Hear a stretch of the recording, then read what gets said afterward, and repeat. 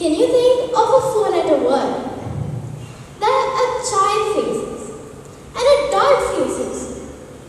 Be it teachers, doctors, politicians, they all experience it.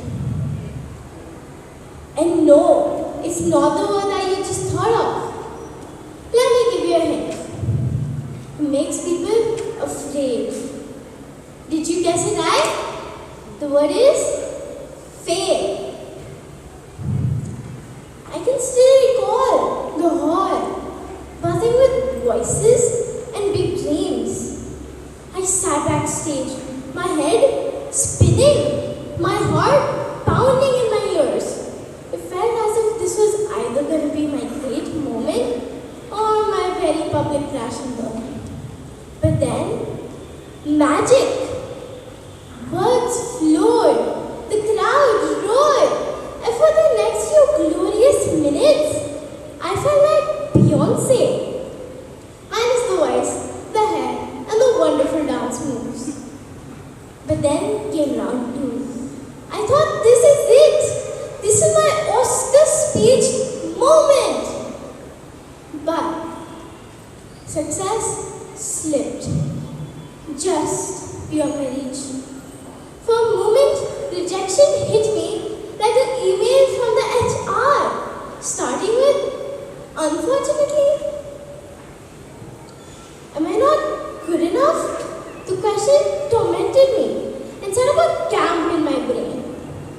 But here's the thing. Every setback is just a setup for a comeback. With this, the dead end became a deep door. This experience failed to silence me.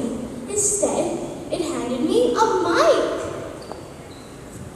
Time, as it always does, lent me a perspective. And here I am, a proud member of the failed multiple times but still showing up club. And guess what?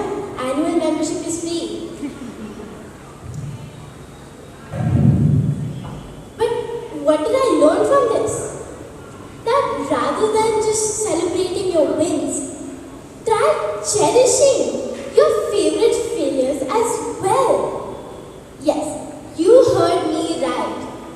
Favorite failures. Because some, they age like fine wine, and others like milk. But either ways, you learn. It was a warm, sunny afternoon. The kind that gently settles into your skin. Few days ago, my aunt called, her voice beaming through the phone, inviting my mom to witness her daughter, my cousin, take the stage. She was delivering a speech for a school event, and my aunt, she was proud, rightfully so. That night, I watched from the sidelines as my mom, she sat in the front row, her eyes gleaming and her hands coming together in applause, louder than I've ever heard from me. Correction, louder than I've ever heard from me in my dreams.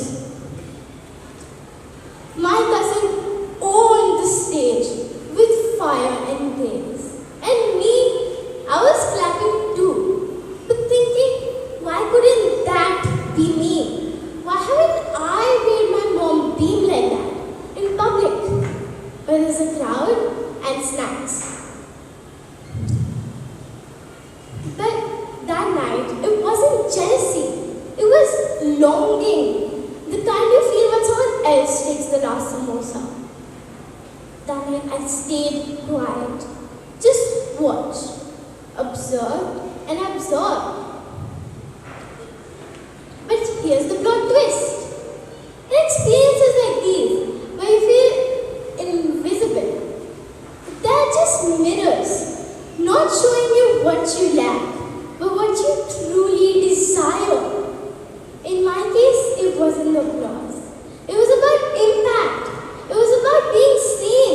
It was about making someone I love proud, loudly. So I started asking myself better questions. Not why can't I? But what's stopping me? Not why her, but what's next for me? And sometimes the answer can be snacks, but also a bit of action. Today, I'm not here to compare. Because I'm here to claim that my journey, it didn't start on a stage.